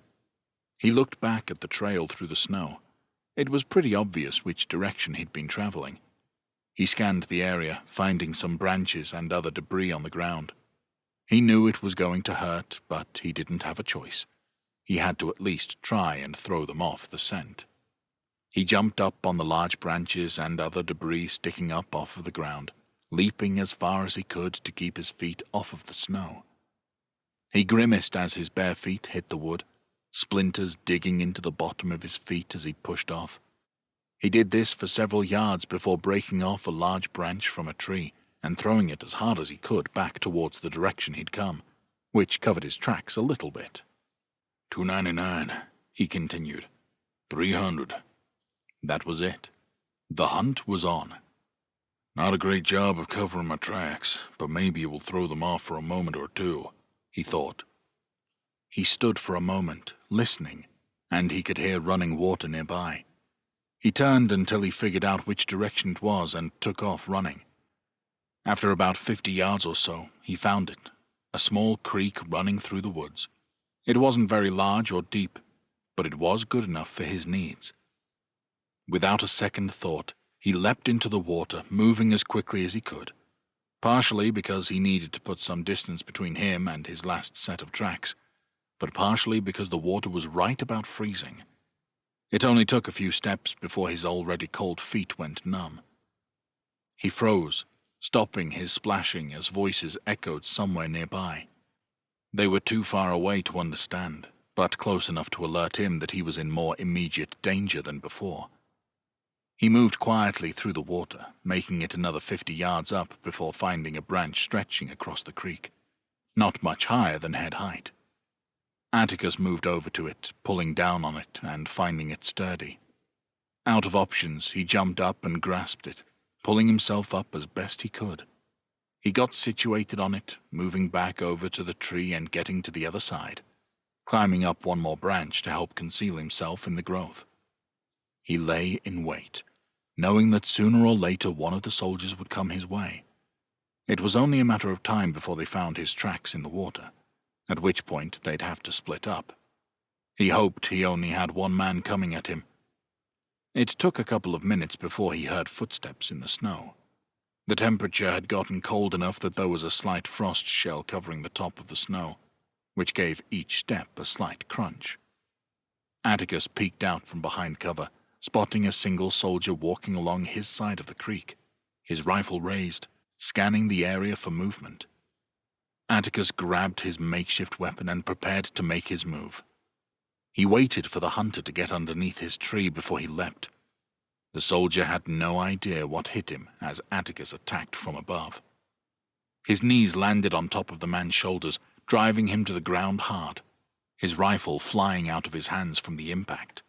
Atticus didn't hesitate, jamming the stick into the back of the man's neck. It only went an inch deep on the stab, and as the man flailed helplessly, he used his palm to smack the other end of the stick. The force sent the wood through the soldier's neck, coming out through his Adam's apple. Atticus continued to put his full weight on his opponent as he gasped for air, his struggles weakening. Finally, everything went silent, the man lying dead face down in the snow. Atticus waited for a beat, making sure the soldier wasn't playing possum. "One down," he finally murmured once he was satisfied, and got up. He snatched up the rifle and aimed it back down the creek. He strained his ears, not hearing anybody coming his way, but he waited to make sure. It seemed he was alone. With a brief moment to regroup, Atticus first ripped off the thick black winter jacket the man was wearing. He breathed a sigh of relief as the warmth enveloped him. He looked down at the soldier's feet and stuck his bare one next to one of the boots. He sighed when he realized his was easily 6 inches too large for the boot. "Can't win 'em all," he muttered, and patted the soldier down for other weapons. He took a knife from him and a handful of rounds for the bolt-action hunting rifle and pocketed them. A grin slowly etched its way across his face at the knowledge that he was no longer the hunted. And the best part was, the others had no idea what level of danger they were in. Atticus moved swiftly through the woods, unconcerned with his tracks anymore, as he hunted the soldiers. He made his way back to the spot in the creek where he'd first jumped in, and sure enough, 3 sets of tracks branched off. One set was the man he'd just taken down, one moved the other way down the creek, and one moved away from the cabin. He looked back, thinking for a moment, and decided to go farther away from the cabin. He knew there was an injured man up there, but if there was commotion or a scuffle, he didn't want to risk having everyone converge on him from multiple sides. He pursued the soldier quietly and with as much care as he could. He made sure to step in the already established footprints, at least for the first 30 yards or so. Once he was far enough from the creek that another set of prints wouldn't be noticed, he broke away from the established path. He moved about 50 yards away from the direction of the footsteps before beginning his parallel pursuit. He ran for a couple 100 yards before aiming his rifle towards the direction he thought the soldier was in. It took a few moments of scanning, but he finally laid eyes on him through the scope. The soldier moved slowly through the trees, stopping every few steps and surveying the area. "What the hell is this guy doing?" he thought. "There shouldn't be any footprints for him to be following." He continued to watch as the man scanned the area with his rifle. Finally, he saw him twitch and turn suddenly at the sound of a twig breaking. The man aimed his rifle, slinging it over his shoulder before drawing his knife. "Zombie," Atticus realized, and moved quickly and quietly through the woods, making up ground on the man with his back turned towards him. He gripped the rifle tight, his finger in the firing position. He could put him down at any moment if he needed to, but if he could manage to do it silently, he'd be in a better position to take on the leader. When he made it within 20 yards, the soldier stepped up to jam the knife into a shambling creature's head.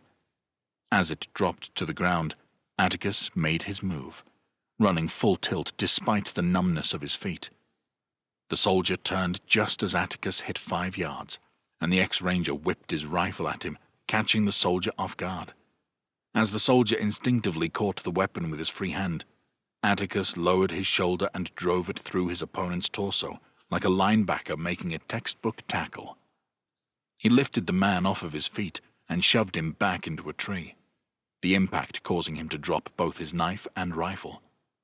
Atticus took a step back to recover from the hit. However, the soldier managed to take a swing at him.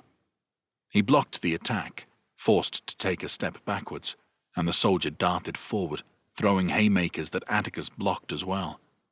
Finally, the ex-ranger was able to counter, deflecting a punch and delivering a blow to the man's kidney that sent him stumbling back a few steps.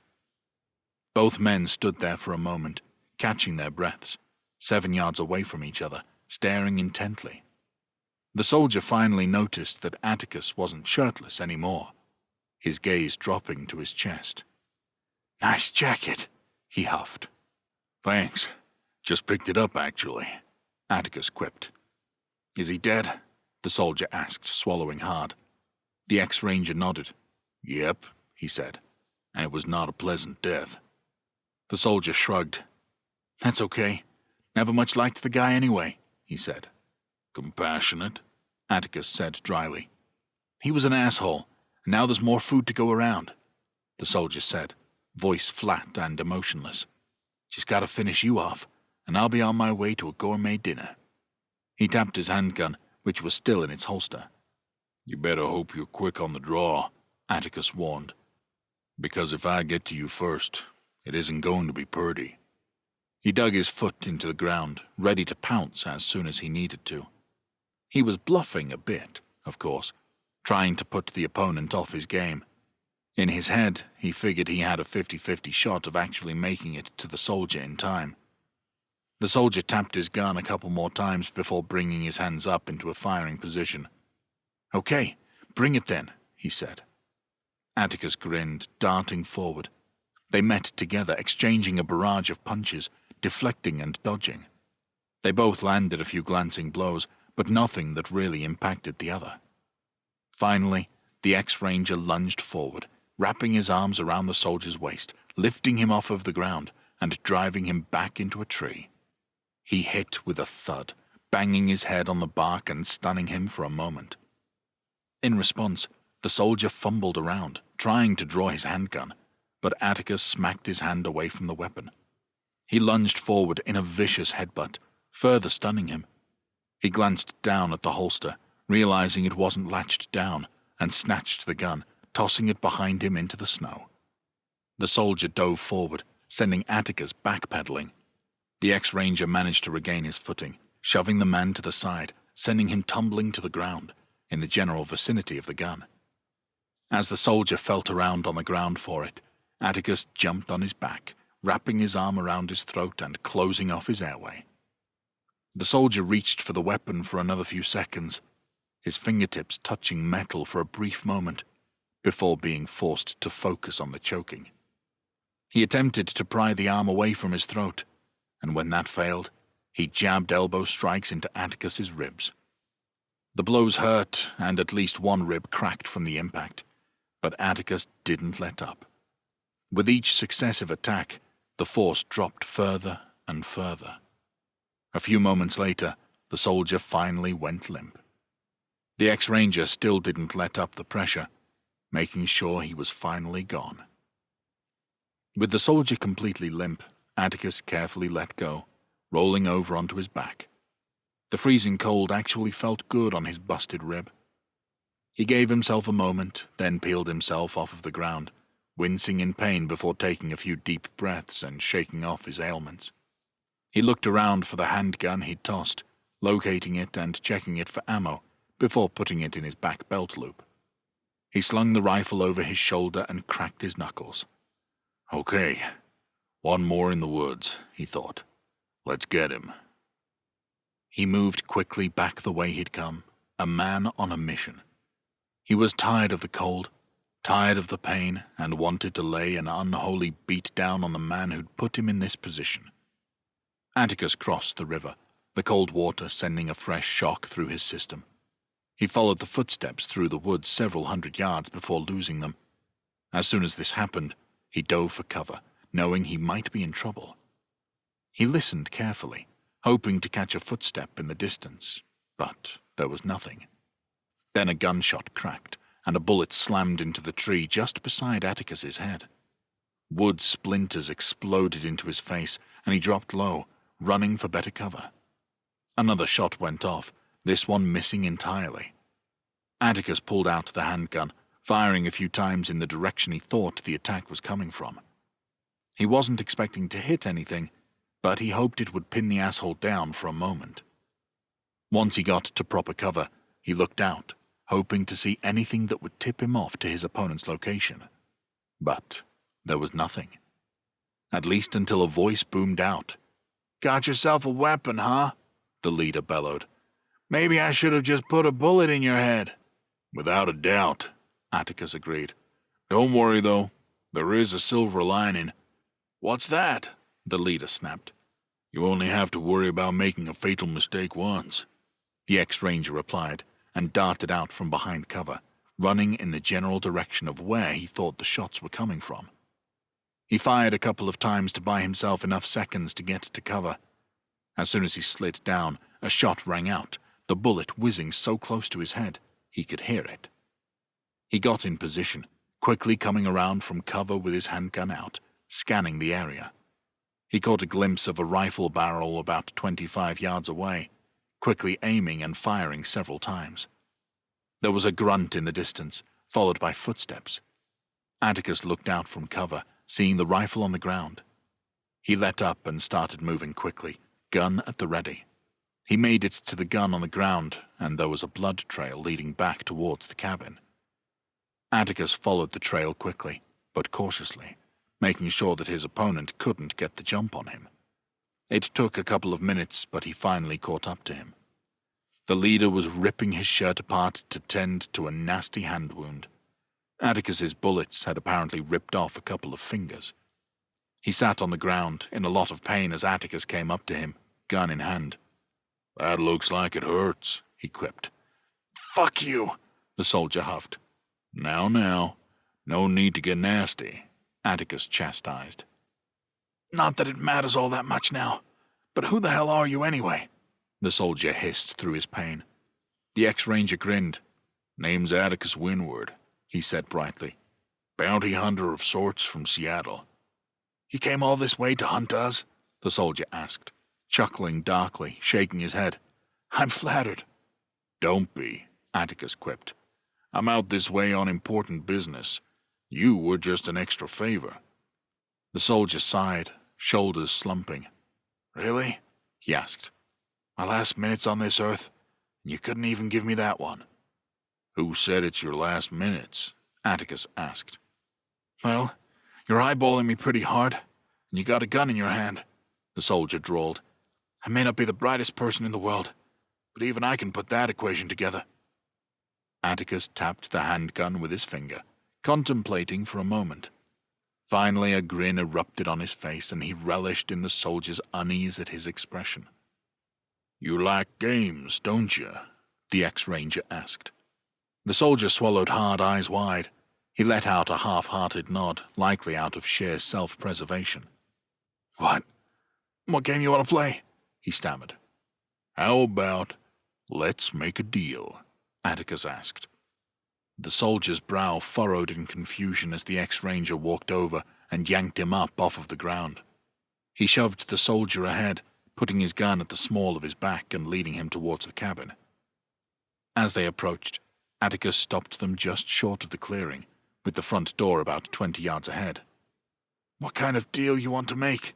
the soldier asked, voice shrill and afraid. "I got food, weapons." "I was thinking more along the lines of what's behind door number 1, Atticus drawled, and nodded as the soldier shrank away from him, suddenly understanding the game.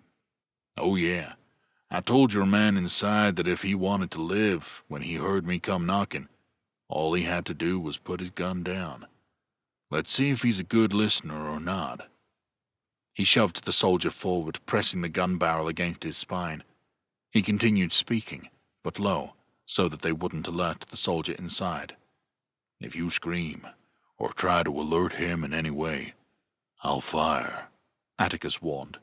"The bullet won't kill you, but it will paralyze you. You'll die, but not before you have lots of time to think about your life choices. Nod if you understand." The soldier nodded jerkily. "Good. Now get up to the door," the ex-ranger instructed. "Go on now." The soldier trudged up to the door, trying to slip to one side of it, but Atticus shook his head, waving the gun. "Oh, no, you don't," he whispered. "You get right in the middle there." He stood off to the side, keeping his gun trained on the soldier as he stood in front of the door, head low like a child being put in the corner. "Go on, give it a knock," Atticus urged. The leader tapped his knuckles on the wood so softly that it might have been the quietest knock anyone had ever heard. Atticus rolled his eyes and cocked the hammer back on his gun. "One more time, like you mean it," he urged. The leader of the soldiers took a deep, tense breath, and then knocked louder. Before the third one could strike wood, a massive shotgun blast ripped through the door. The slug hit the soldier in the chest, sending him flying backwards and to the ground, gasping for air, which sounded difficult considering he was missing part of his lungs. A celebratory yell echoed from inside, cut short as Atticus put his arm into the shotgun hole and fired several times. He wasn't aiming, not wanting to risk getting shot. He did point the barrel straight down the middle. Once he was finished firing, all he could hear was moaning from inside, so he kicked the door open and peeked in. The wounded soldier was on the ground, a bullet in his other leg this time. He was applying pressure to try to get the bleeding to stop, and the shotgun lay several yards away. Atticus strolled in, pointing his handgun at the fallen man. "Told you that you should have just dropped the gun if you heard knocking," he said. The soldier started to reach for the shotgun, but Atticus fired a round into the floor just beside him, causing him to jerk back. "If I were you, I'd be more concerned with that bullet wound than trying to do something to me," the ex-ranger warned.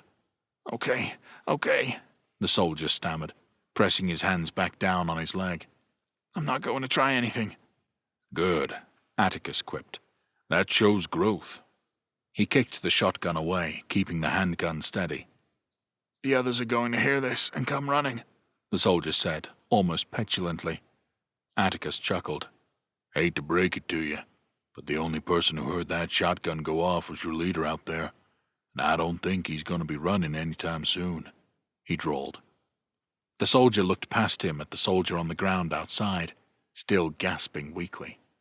"That was some fine shooting, though," Atticus said. "Center mass. I'm impressed." The injured soldier let out a frustrated scream. It sounded like it was partially driven by pain, but partially driven by the helplessness of his situation. "Now, there is one thing I want you to know," Atticus said once he was finished. "This isn't personal. I'm a man of my word, and I said if you took a shot at me, that I would put you down." He aimed his handgun at the man's head, but he threw up his palms. "I didn't shoot at you," he screamed. "I didn't shoot at you." Atticus cocked a brow, staying his finger. "The giant hole in the door over there says otherwise," he drawled. "And the hole in my friend says I didn't shoot at you. I shot at him," the soldier insisted, voice shrill with panic. Atticus chuckled, shaking his head. "Boy, you trying to lawyer me right now?" he asked. "Just pointing out the facts," the soldier said, sounding a touch more confident given he was still alive. Atticus shrugged and nodded before lowering his gun and walking over to the shotgun. He picked it up off of the ground, racking all the shells out and leaving it empty before tossing it aside. "Okay," he said. The soldier blinked at him. "Okay?" he asked. "Okay. I'm going to let you go," Atticus said, walking over to the table and collecting his things, sitting down to put his boots back onto his numb feet. "What?" the soldier squeaked. "What do you mean you're going to let me go? I can't go anywhere." He motioned to his useless, wounded legs. "Not my problem," Atticus quipped. "But if you're smart, you'd figure out a way to get somewhere other than here." The soldier quivered, face pale. "Why?" he demanded.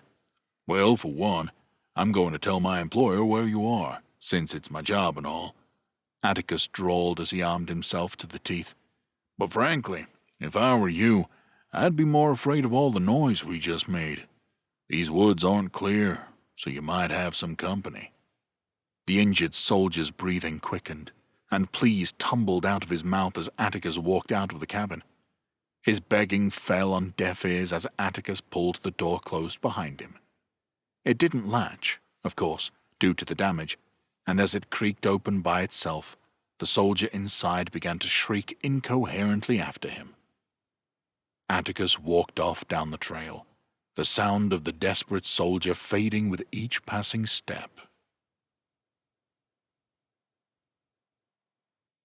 Chapter 9. Atticus and Seth walked up to Mayor Hogan's office, the ex-ranger still in the stolen and bloody jacket. As they walked, Seth waved to a young woman behind a nearby desk. "Sue?" he called. "Yes, sir," she asked, standing up and skirting her desk. "Can you please run over to the general store and pick up a nice warm shirt for my friend here?" Seth asked. "Oh, and some bandages too, please?" "Of course, sir," Sue replied. "What would you like me to tell the owner?" "Just tell them I'll be by in an hour or so with compensation," Seth instructed. "Something with darker colors," Atticus said with a playful wink. "It highlights my eyes better." She blushed and scurried off at a little faster than a walk. Seth shook his head in awe. "You never turn it off, do you?" he asked. Atticus smirked. "If you had this, would you turn it off?" he shot back, motioning to himself. Seth laughed and shook his head, leading the way into the mayor's office. "Knock, knock," he said. Hogan looked up from behind his desk that was buried in paperwork. "Seth! Atticus!" he bellowed. "Come on in. How'd it go?" "Thanks to Seth here, my pawn shop situation was cleared up without any issue," Atticus replied. "That's fantastic to hear. Glad that he's being of service," Hogan said with a clap of his hands, and got to his feet. "But, if you don't mind," he trailed off as he took in the bloody jacket, "how did our situation go?" "With the troublemakers?" Atticus asked. "Yes, sir," Hogan replied, motioning to him. "I'm guessing by your appearance that you found them." "Oh yeah, I found them all right," the ex-ranger drawled. "Found a pack of zombies, too, that you're going to want to take care of." The mayor's face went white as a sheet. "Zombies?" he gasped. "How many? Where?" Atticus held up a hand to calm him down. "It's okay. It's only a dozen or so," he clarified. "They're up at the old hunting lodge. There was a sound device set up inside holding them there. They should be pretty easy to pick off, assuming you get there in time."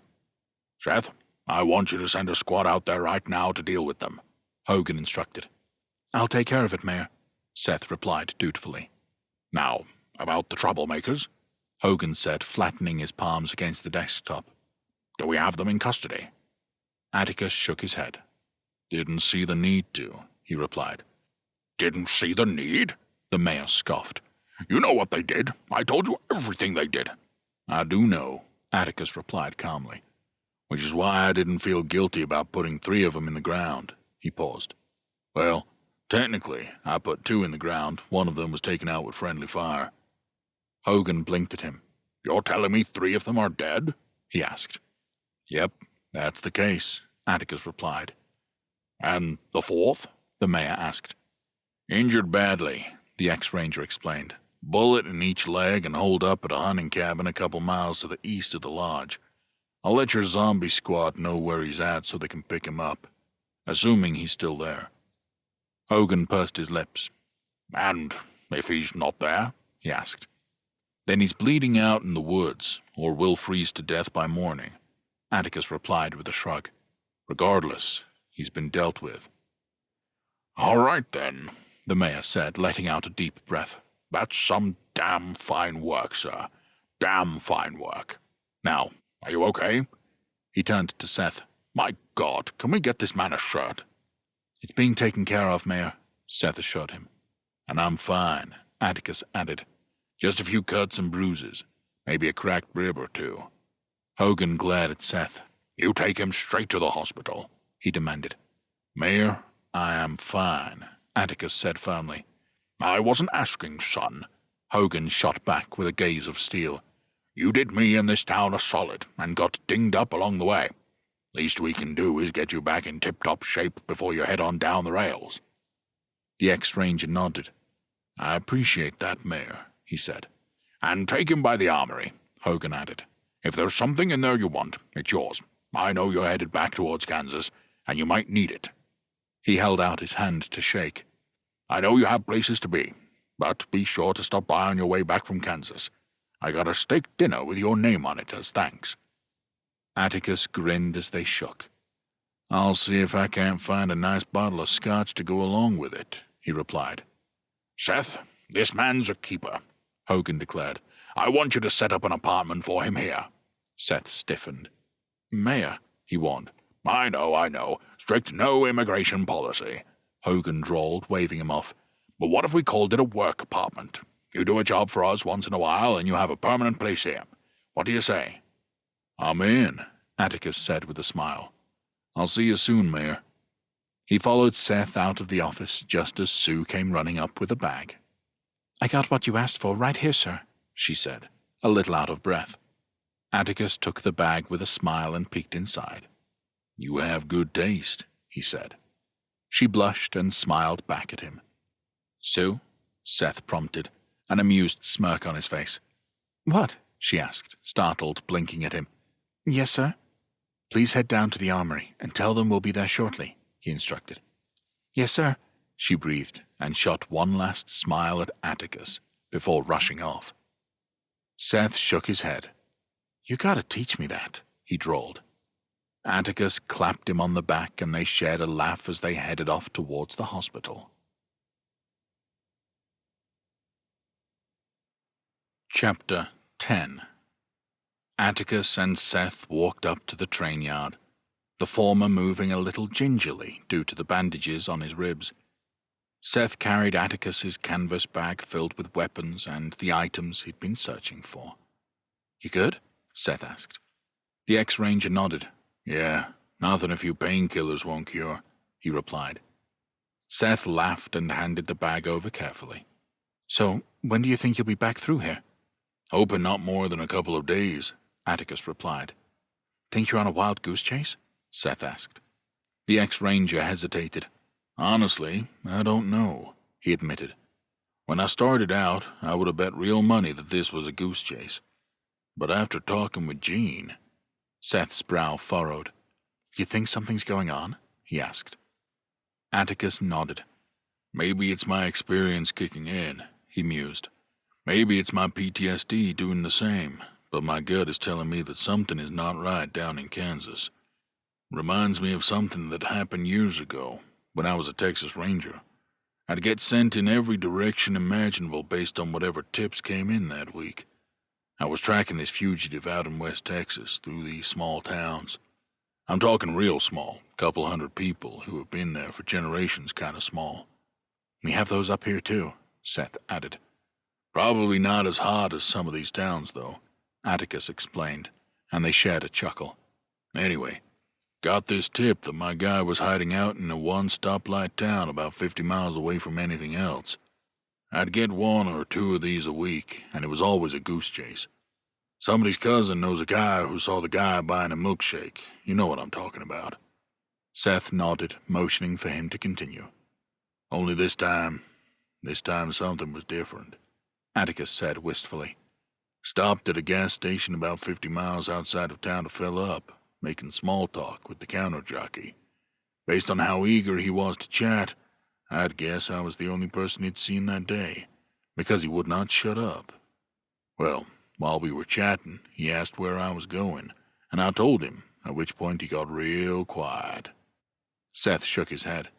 That's always a good sign, he quipped. I know, right? Atticus replied. Well, I started asking him questions, trying to get an answer out of him. Finally got him to tell me that he's had about a dozen cars come from there yesterday. Families, like they were going on vacation. I asked him why that bothered him, and he didn't know, only in that all his years of being there, he's never seen anything like it. As I was leaving, all he said was, "Good luck." It was like he knew something was off, but he couldn't put his finger on it. Seth blinked slowly, fully engrossed in the story. How bad was it? He asked softly. Met my first cartel assassin that day, Atticus said. So pretty bad, Seth said, shaking his head. How'd the hell you get out of that? Honestly, I don't know, Atticus replied, letting out a deep breath. I was outmanned and outgunned. Ended up tied to a chair with this maniac in front of me. He threatened all sorts of horrific things, but I had nothing to hide. So I told him who I was, why I was there, and who I was there for, and that's all I really cared about. For whatever reason, he believed me. Seth's eyes widened. And he let you go? He gasped. Not only let me go, but came in carrying a small box, the ex-ranger said. He said not to get out of that chair for half an hour, and I followed those instructions to the second. When I got up, he was gone, along with his cartel friends. What was in the box? Seth asked, brow furrowing. Atticus raised a hand. The index finger of the fugitive I was hunting, he said, wiggling his own digit for effect. Yikes, the other man said with a shudder. You encounter a lot of that down there? Not as much as you'd think, Atticus admitted. Why would they do that? Seth wondered. The ex-ranger shrugged. Who knows, he said. Maybe they didn't want to bring the Texas Rangers down on them in their operation. Maybe I had a trustworthy face, so he gave me proof that the fugitive was handled, so I'd back off too. Seth nodded thoughtfully. A show of good faith, he said. Guess there is some honor among thieves. And cold-blooded killers, apparently, Atticus said. Well, here's hoping that your gut is wrong this time, Seth offered. At least this far north, I know it's highly unlikely I'll run into another cartel assassin, the ex-ranger joked. They shared a laugh, and the train let out a deafening whistle. Guess my ride is ready to roll out, Atticus said, and extended his hand to shake. Seth shook it with a smile. Be safe out there, he said. I'll have your place set up for you when you get back. And if you guys still have phone service, Atticus said with a wink, I wouldn't mind Sue's number. Seth barked a laugh. I'll see what I can do, he said, waving him off. Watch yourself out there. Atticus nodded and walked towards the train, which was now down to 6 cars and the engine. There were 5 goods cars and the passenger car at the back. As he headed up, Bill hopped down from the engine and walked over. All right, buddy. You ready to roll out? The engineer asked. I am if you are, Atticus replied. Yeah, we're fueled up, all the goods are loaded on, and your personal traveler car is set up, Bill declared. The ex-ranger cocked a brow. Personal traveler car? He asked. Yep. You're the only passenger headed to Moorcroft and beyond, Bill explained. That's not ominous at all, Atticus said dryly. Nah, pretty standard actually, Bill said, waving him off. Haven't moved much of anything out that way in the last few weeks, as that outpost has pretty much returned back to the locals. Atticus wrinkled his nose. That your way of telling me they aren't going to be happy to see us? He asked. I got 5 cars filled with goods for them, the engineer said, jerking his thumb over his shoulder. They're going to be the happiest people you're going to see for quite some time. Good to know, Atticus replied with a nod. Well, give me just a couple minutes to get settled in and I'll be good. Bill nodded. If you haven't eaten, I had them restock the food cart in there, he offered. Ain't gonna be anything fancy, but should tide you over until we get to Moorcroft. After the day I've had, anything will be great, Atticus said with a smile. Appreciate it. There's also a walkie-talkie back there, Bill added. So if you feel like riding up front or want to chat, I'm highly caffeinated and we'll be rolling all night long. The ex-ranger barked a laugh. You're a wild man, Bill, he drawled. The engineer grinned. Man, you got no idea, he replied. Think we'll be there by morning? Atticus asked. With the way I drive? Bill shot back with a grin, spreading his arms. All right, then, the ex-ranger said with a chuckle, and tipped his hat. Let's hit it. He walked to the rear car, which was completely empty as promised. He tossed his bag down onto a seat before walking over to the food cart. There were several bottles of water, along with a wide assortment of packaged goods, such as candy and jerky and chips. He picked up a few bags and headed back to his seat, groaning as he tried to get into a comfortable position. "Here we go," Bill's voice came through the PA system, and Atticus looked out the window as the train slowly began to move. He cracked open a bag of chips and started snacking, enjoying the scenery as it moved by. He tried to lose himself in the beautiful landscapes as they picked up speed, but the only thought that dominated his mind was, "Please be a wild goose chase." The end.